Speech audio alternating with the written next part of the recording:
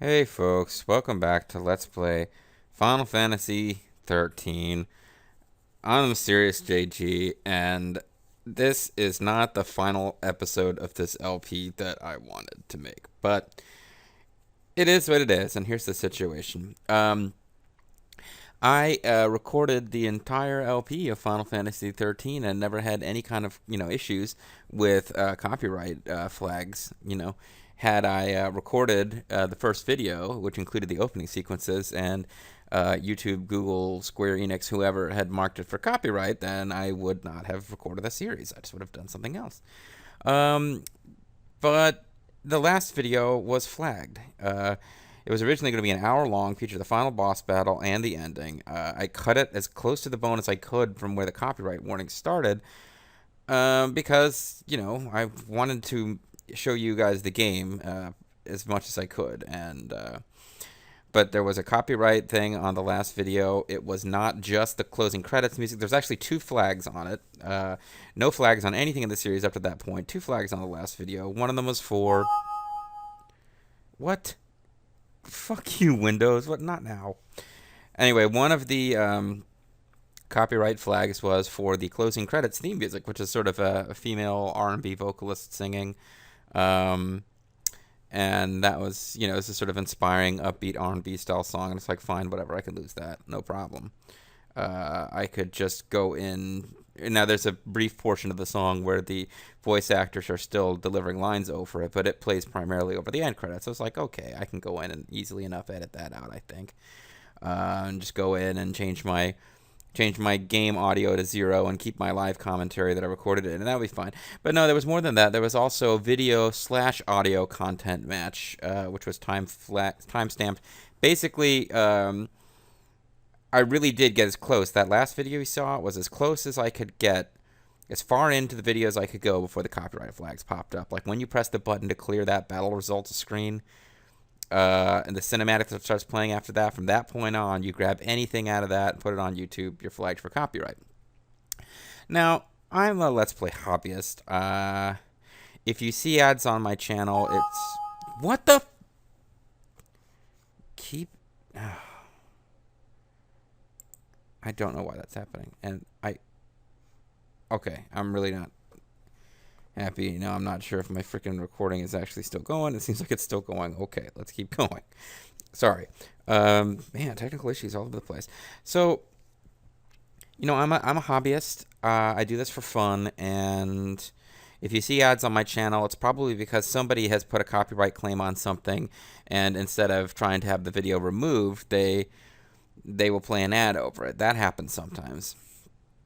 I don't mind that too much. I'm like, I would prefer there was not an ad off to the side. I don't want any of the ads that play at the beginning. If there's going to be an ad off to the side, that's whatever. But I'm not seeing any revenue from it. I'm just doing this as a hobby. I have no intention of ever monetizing this hobby, which is just as well, since I don't really have the kind of viewership figures that would make that really, something that's going to make a lot of money.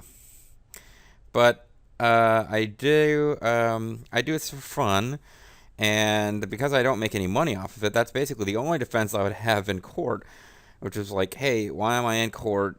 Square Enix wants to send me a cease and desist letter. I will back off because I'm just doing this for fun. I'm not trying to make money off of Square Enix or anyone else.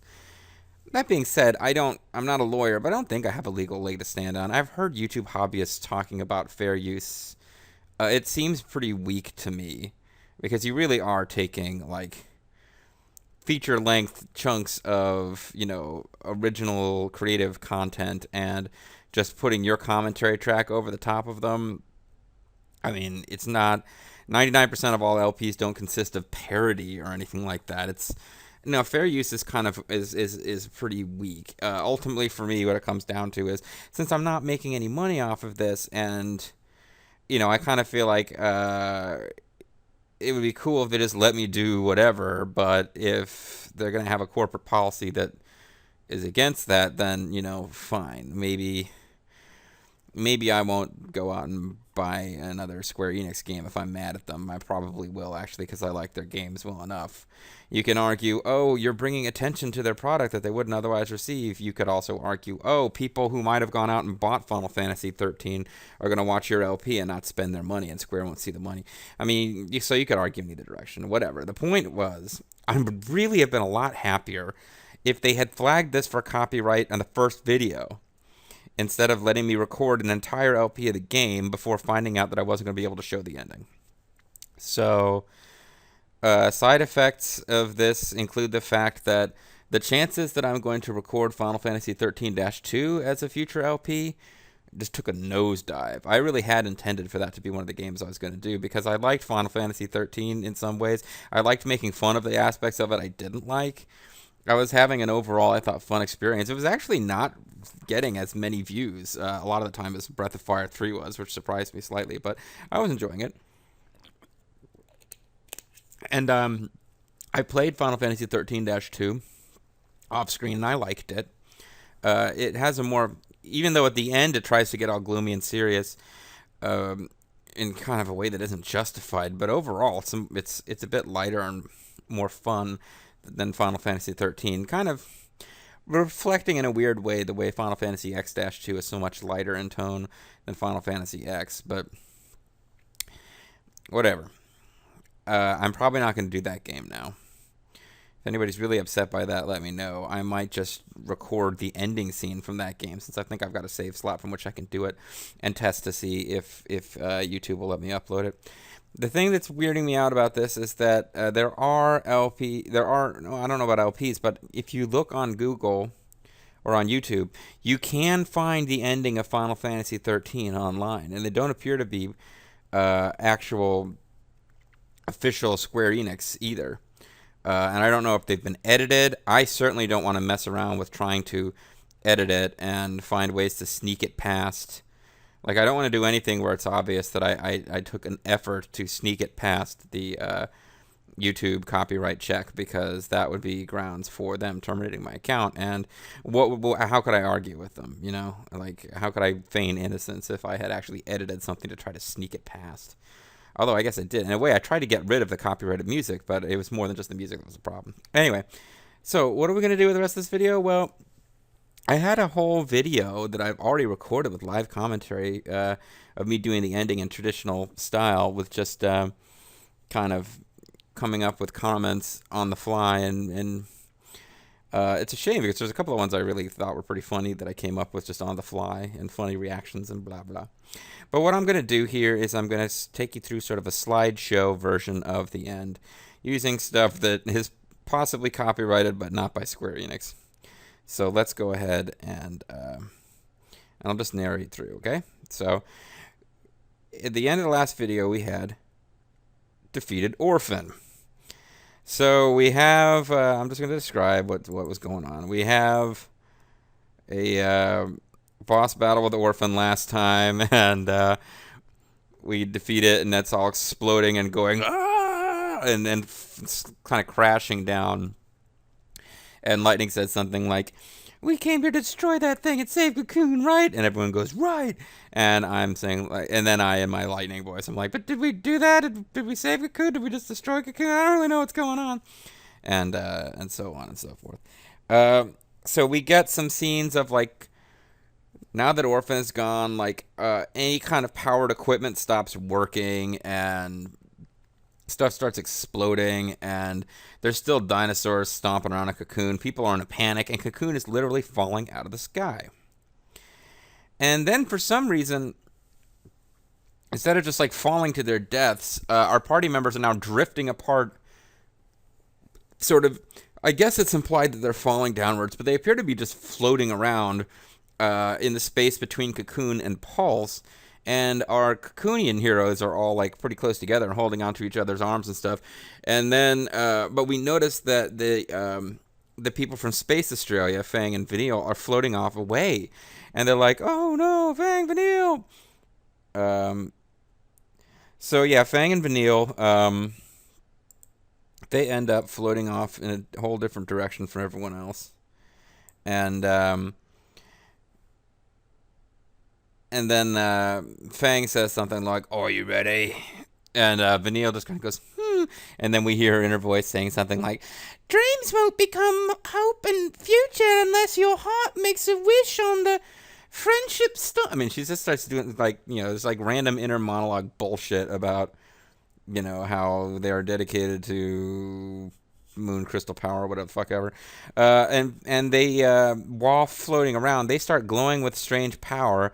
And then together they transform into Ragnarok. Even though we'd seen Fang transform into Ragnarok before, or at least she started to.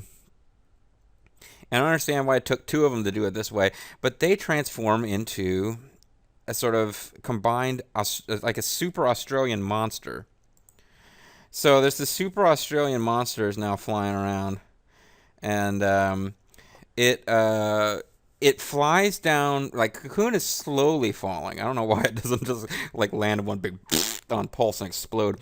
Cocoon is slowly falling into Pulse, and again, don't just take my word for it. Go seek out, after you're done watching this wacky slideshow, go seek it out, because it really is a gorgeous little cinema sequence. Doesn't make a lick of sense, though. Ragnarok, which is Vanille and Fang combined, flies down to the surface of Pulse, which for some reason has like volcanoes erupting at the place where Cocoon is going to hit. And it dives into the magma, and it flies up, and it brings a bunch of magma with it. And then there's this flash of magical power, and Ragnarok turns into crystal. Now, this is all kind of connected back to this whole thing with the Lassie turn into crystal and they accomplish their focus. So I guess it makes sense. And their focus is to save Cocoon. Their focus is to kill Orphan. I don't know why they turn into crystal at exactly the moment they do, or if they somehow consciously control it.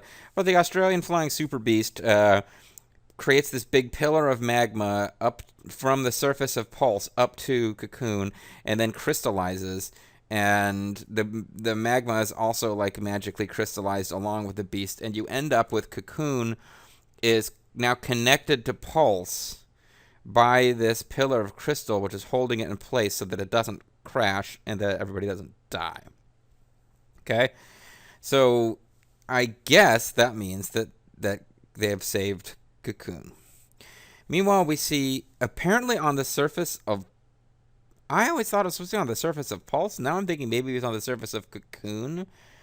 But instead of being flying around in crazy land, because I guess they were on that flying Orphan spaceship thingy when it blew up. But now they're back on Cocoon. We see these crystal figures, like the camera lingers longingly over the crystallized boobs of... who turns out when it decrystallizes to be lightning. You can't really tell so easily that it's lightning, aka Light. She was known by the nickname Light, which is why she gets this picture. I've never actually seen this episode of Doctor Who. But anyway, that's Light. So Light is the first one to be unfrozen, and Light's all like, what the fuck's going on?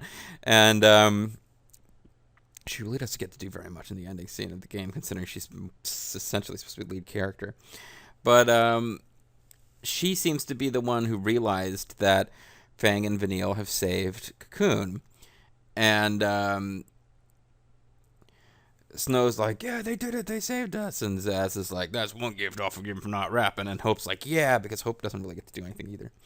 And then they notice walking towards them are Sarah and Stud, a.k.a. Dodge. As seen here with the Cinematic Titanic guys.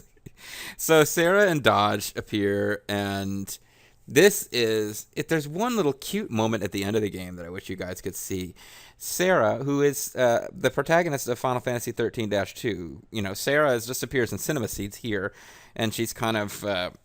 for several of the main characters, she's the one that they're trying to rescue. But she doesn't really get to do anything. Although she comes across with a bit of personality. In 13-2, she's the main character, and because she's kind of a sweeter, girlier character than Lightning is, which isn't really that tough to do. And we see her. She's walking with Dodge, and this is adorable. Dodge is basically he's a little black toddler, and Sarah is walking, kind of half leaning over, holding his hand the way you do when you're walking with a little kid. And Sarah sees, Dodge is a little kid, so little kids, they have fucking no awareness. They just wander around. They don't know what the hell's going on. Sarah notices Lightning Lightning and Snow, and I mean, probably doesn't really know who Hope is, but she sees Lightning and Snow, but she also sees Zaz with them, and her first reaction is to lean down to Dodge, point out Zaz, and say, "Hey, look who it is." And Dodge is all like, "Daddy," and he goes running off, and it's adorable because she's obviously wants to get back to her sister and her fiance, but she thinks about the little kid first, and it's just so sweet. And Sarah and Stud are broken up. In the next, if I was going to do 13-2, see, now I can do this. In 13-2, I was going to constantly refer to Sarah and Noel, who are basically the two people you play as for the whole game, Sarah and Stud. But now I'm probably not going to play 13-2, so fuck it. So Dodge goes running and gets reunited with everybody's favorite character, Zaz. So Zaz has his moment with Dodge, and it's adorable, and I'm just prolonging and discussing this because there's really nothing to say except that I want to keep showing this sweet picture of Dr. J. And then Sarah runs over and basically completely ignores Lightning and goes over to hug Snow.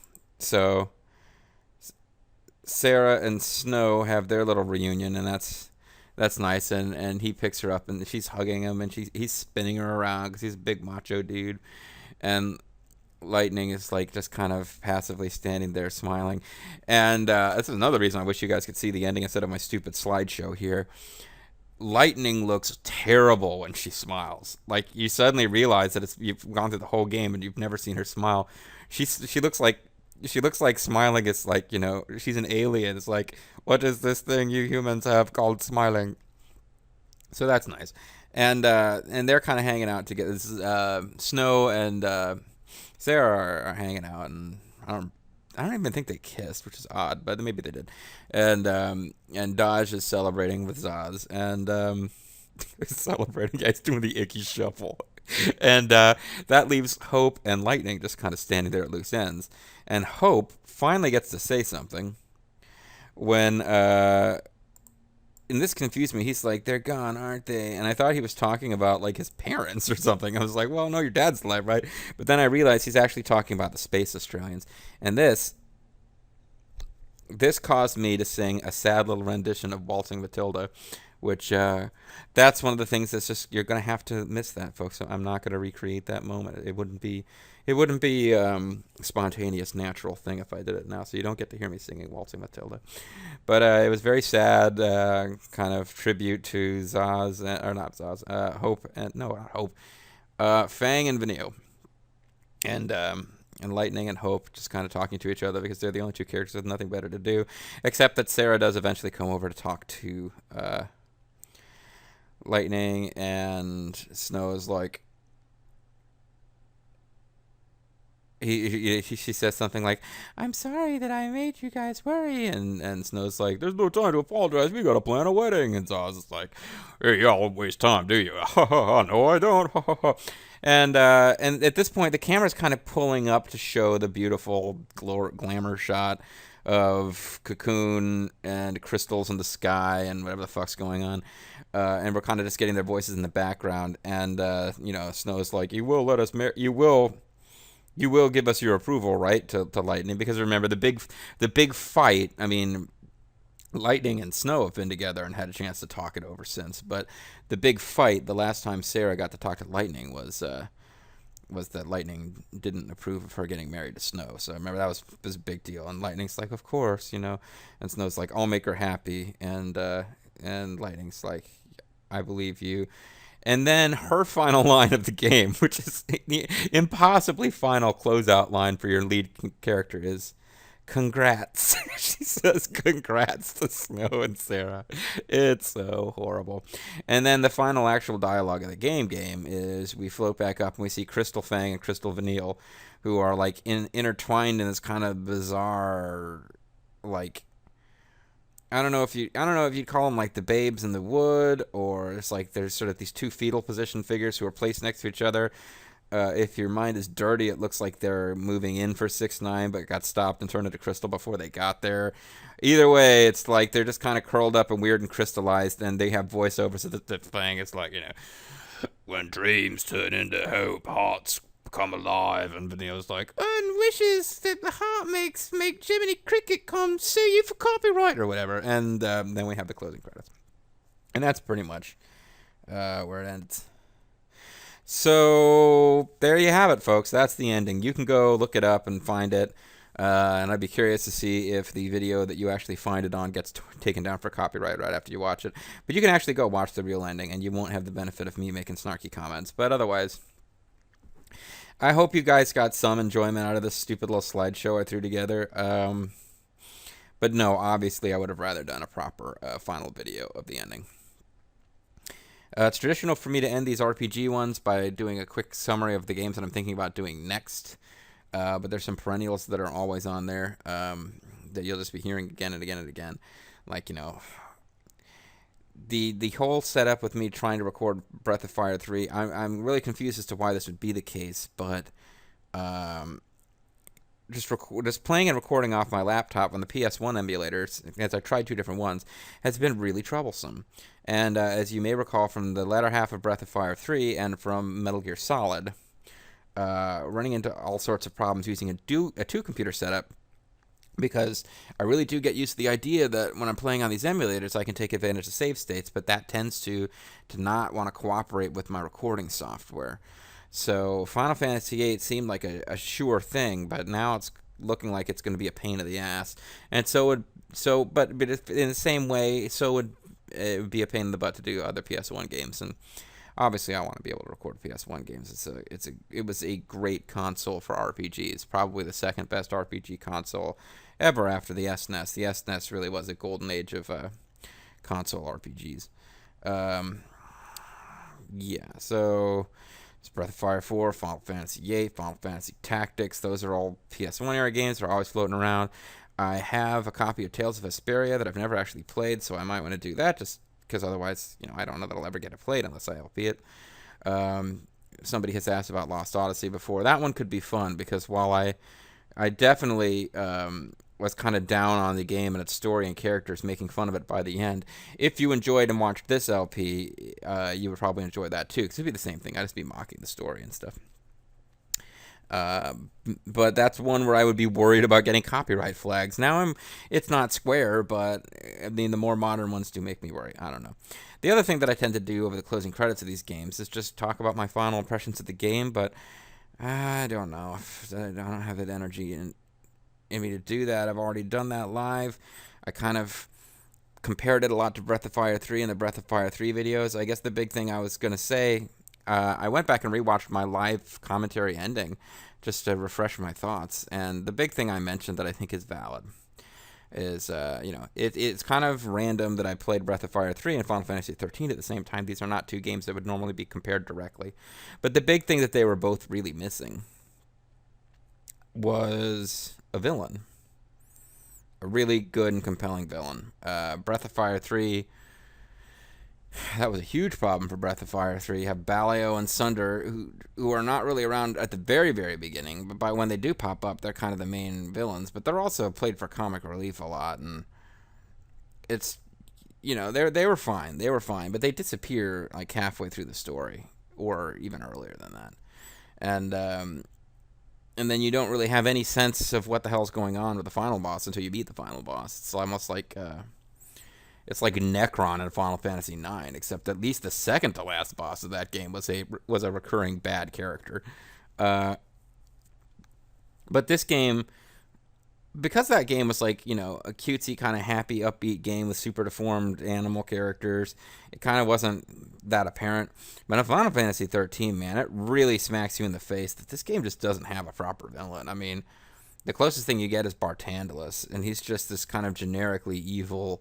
He's an evil old man saying evil old man things, but you never understand what the fuck he's doing. And the thing that I really hit on while talking about this ending live was just how great Seymour Guado really was. I mean, what a fantastic villain. He's got to be in the short list of my favorite RPG villains ever now. He's not really... Without spoiling at him, he becomes involved with the threat to the world in Final Fantasy X. He's connected to the main overall arching threat, but it's not really like he's not like the leader of the evil army and you have to defeat him. He is, but it's like, no, you know that at the very end of the game you won't be fighting him, but I mean, as a recurring character with like a strong personal connection to the heroes, he's just bad news. He is so awesome, and this game could have really used something like that. Instead, there are characters who were thrown into this game that are just totally forgettable. Sid Reigns, like they really build him up like he's supposed to be this cool guy, but he kind of sucks. And the second in command of his little rebel group, I don't even remember his name. Bartandalus is just kind of. The game really needed something. I mean, you spent the whole game running around being chased by soldiers and just with no goal whatsoever. And they finally decide they're going to go take out this Primarch dude. And you meet him, and he sets the game on its head by informing you that he's actually evil god man and what the whole plan is. But that's really where the wheels come off, because once you know that he's super evil, then you just have like half of the game left to fill, and you spend it wandering around in the 5th arc and on Pulse with no real objective other than they've decided that if they get to the town of Erba, things will happen. And there's no reason to believe that. And when they do get there, basically, Bartandalus shows up again. It's like, what the fuck are you doing? Get up there and finish the game. So they're sent into the end of the game. I mean, that's really like you. I don't know. But anyway, so I wasn't gonna recap everything, but no, I'd like to say something positive too. This is overall a very negative video, because this is a very negative way to end the LP. I was pretty bummed out when I found out this was going to happen, because I had heard somebody mentioning before that they had this trouble. I guess it slipped my mind that this other LPer had this trouble when I started this game. I guess I had this notion that the game has now been out long enough. Its sequel is already out. Is already something you can't count on finding new copies of. Like you can go to GameStop and probably find used copies of 13-2. It's been out long enough now. And then the next Final Fantasy XIII, for some bizarre reason, this is the series where they decided they were going to go for like 3 games in the same continuity. I mean, there got to be fans out there ripping their hair out. It's like, why couldn't we get this with the awesome Final Fantasy VII continuity or whatever? I don't know. I guess that game has had more games than anything else, but they didn't feel as much like direct sequels. I don't know. I never played any of the Final Fantasy VII, like Advent Children kind of crap. Was that even a game, or was that a movie? I don't know. Anyway, but I want to say something positive. So I wanted to say that despite the really weird melodramatic ending with Zaz threatening to shoot himself through the head, I did enjoy any of the sequences where Zaz and Vanille were traveling together. I don't know what it was. In a game with characters who, on the average, I just found kind of annoying and difficult to really relate to. Like, Fang in particular stands out as like, what is her deal supposed to be? She's just kind of, she's there, she's from Pulse, she's more serious and angry and vaguely sarcastic. I don't know. I don't know what it was you're supposed to be latching onto with her that was going to make her a rooting interest. Yeah, but you had Vanille, the crazy bubblegum elemental, though, matched up with Zaz. It just worked somehow. It kind of brought out the best in both of them. The fact that Vanille's like bouncing around, happy to be wherever she is, and Zaz is just kind of bummed.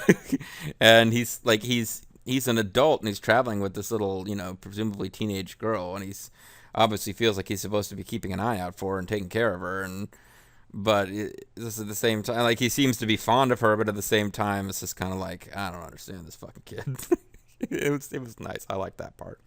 The guy that I liked more than I expected to, playing the game through years ago when I wasn't LPing, I hated Snow.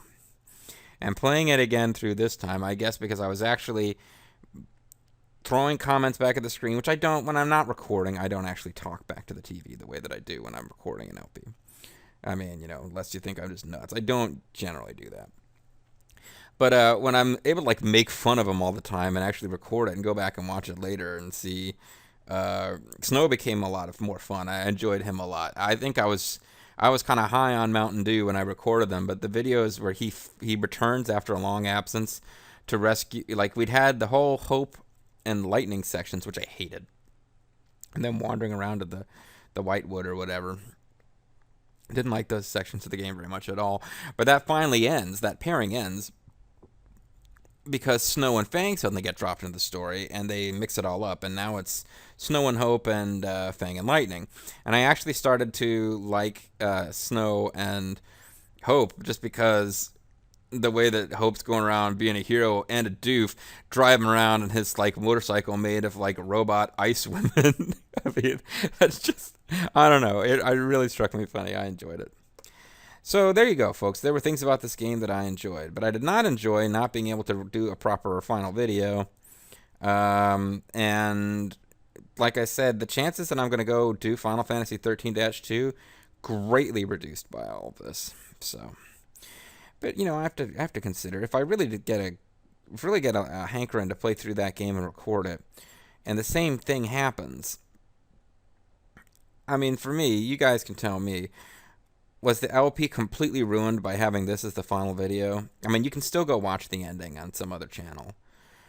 I don't know. I'd like to think that if you were watching it and enjoying it, I mean, it's a pretty long LP. If you were actually watching and enjoying up to this point, I'd like to think that this doesn't ruin everything, and that you still got some enjoyment out of what had come previously. And if I decide to do Final Fantasy XIII-2 or any newer Squaresoft game and run into bits where I'm going to have to kind of patch over the gaps with something like this because I can't show everything because some of it has copyright flags, then so be it. Like, Final Fantasy XIII-2 was a fun little game. I did enjoy it, and I would like to LP it eventually, but if I have to narrate over the ending scene or encourage you to go look it up somewhere else, then so be it.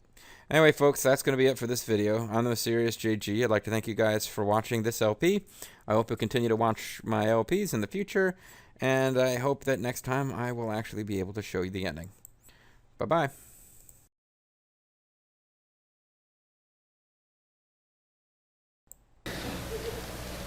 Sarah. No, don't sing. No. Sarah and Stud. Stud and Sarah. Sarah and Stud. Now I bet she wishes she was deaf, too. Stud and Sarah. Sarah and Stud. Stud and Sarah. Please kill me. Sarah, Kill me now. Stud and If you Sarah, like me yeah. at all. Sarah, Stud, My yeah. God now. Stud and Sarah, yeah. Stud and Sarah, yeah. One more time!